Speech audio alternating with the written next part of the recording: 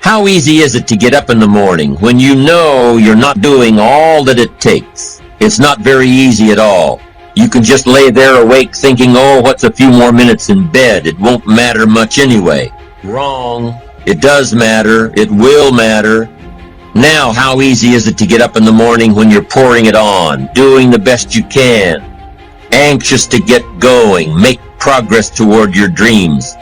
It's a whole different story. When you're resting to renew your reserves, it's much different than resting to avoid your day. When you're psyched up and excited for your life, when you're excited for what you've planned to accomplish for the day, it's amazing. You'll wake up before the alarm clock even tries to startle you awake. Your successes fuel your ambition. Your successes give you extra energy.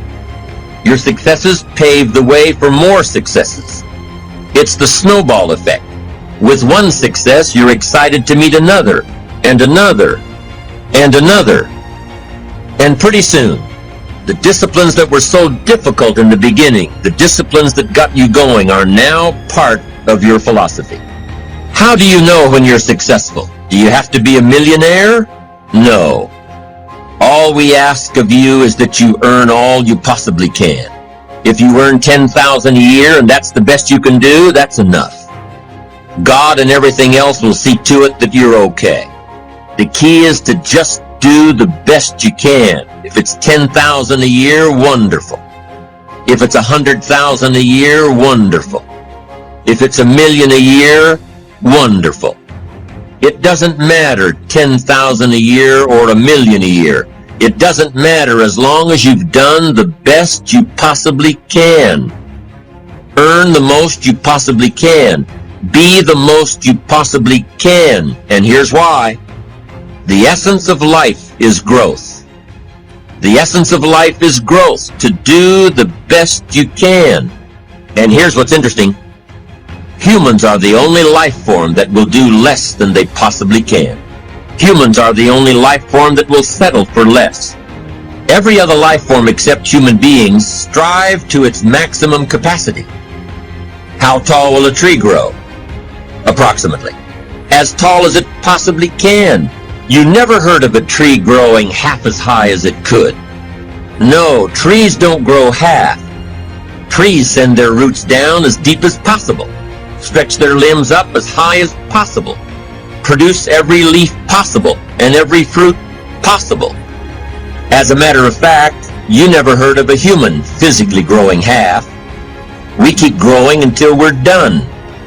Now that's a part of life we can't control. It's genetically coded, and that's probably why we keep growing till we're done, because we can't control that part. It's the rest of our growing that we control. The growing of our minds, the expansion of our minds, that we can control. And that's what tends to get away from us. All life forms inherently strive to their max except human beings. Now, why wouldn't human beings strive to their maximum possibility? Here's why. Because we've been given the dignity of choice. It makes us different than alligators and trees and birds. The dignity of choice makes us different than all other life forms. Some decisions are major decisions. And also there are a lot of small decisions that we don't make, that they tax our minds, they drain our energy. They create a lot of anxiety and nervousness and mental torment because we don't take care of it. We decide not to decide, which is a decision. Deciding to decide, to act, is a major, major challenge for all of us at different points in different areas of our lives.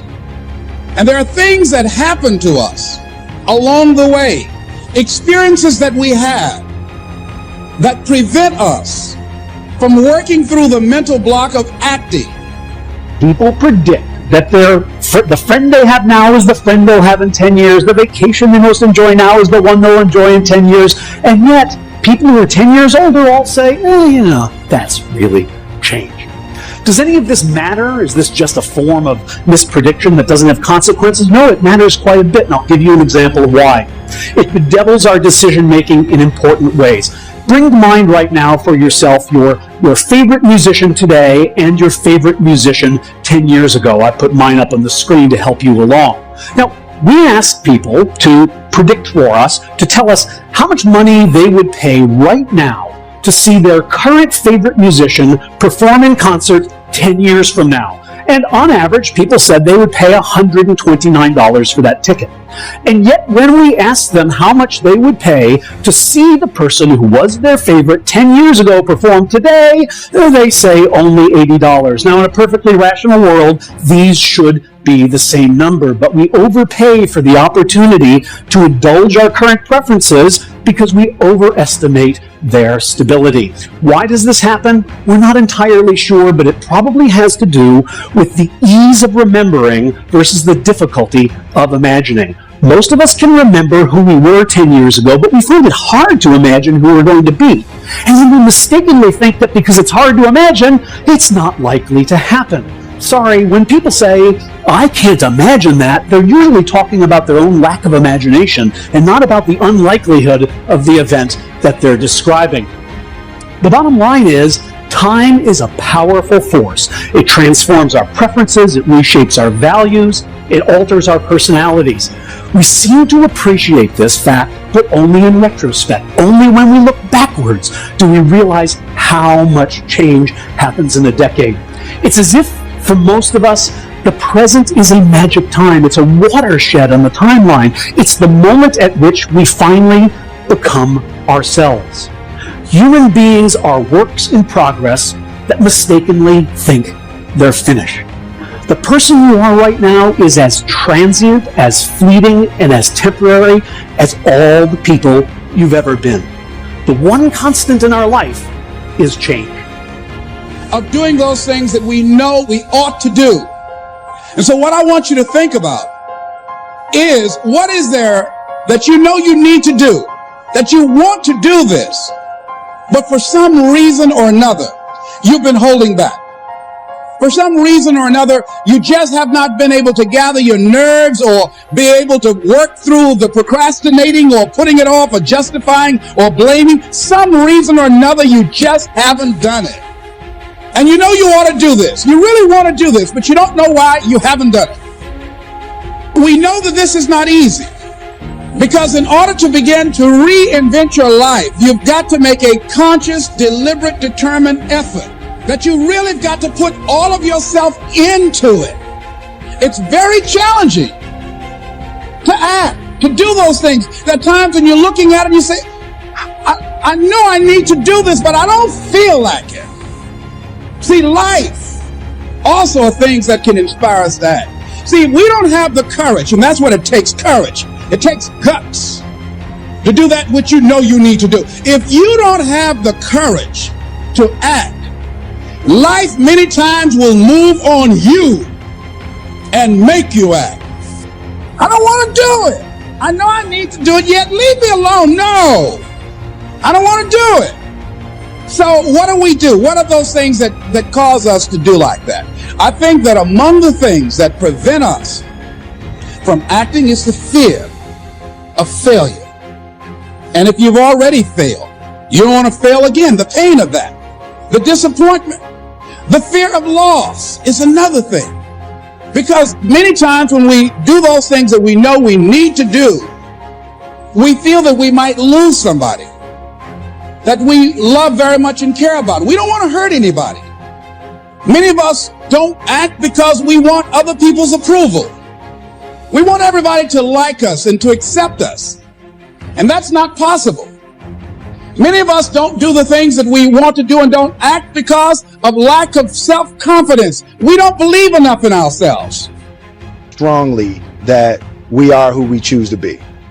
And one of the things that you've got to do is you've got to watch your inner conversation and discipline your thinking and your imagination, because if you don't, your mind will take you on a wild trip, talking to you, telling you what you can't do.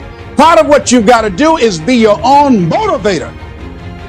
You've got to talk to yourself, and you build yourself up, and you'll feel your energy level coming up, and people will feel that around you. See, now, if you go through life being afraid, people can sense that. They can pick up that fear. Not trying to disturb anything, not trying to shake anything up, not trying to make any waves. Fear is so big and so prevalent today. Nothing produces more failure than does fear. It is the fear of failure that freezes people before they even start. It is the fear of failure that causes you not to want to deal with the rejection and the potential hurt that failure causes. So fear cripples you on so many levels. But how is it that some people somehow manage to get by anyway? What is it that you can do that would help you overcome whatever fear you're facing? Well, here's what I was taught, and this has helped me in my life, my career, my family, my jobs, my ambition, everything. You overcome fear with your dreams. I want y'all to listen to me closely. You overcome fear with your dreams. Steve, how my dreams gonna make me overcome my fear? Because I want you to listen to me. Because the dream is everything. The Bible says a man without a dream or a vision shall perish. The dream is everything. See, if you have no dreams and visions, you will perish. You will die in fear. You will die sitting somewhere in fear without dreams or visions. Dreams are the counterpoint to all fear. I want you to dream so big. I want you to want something so incredible.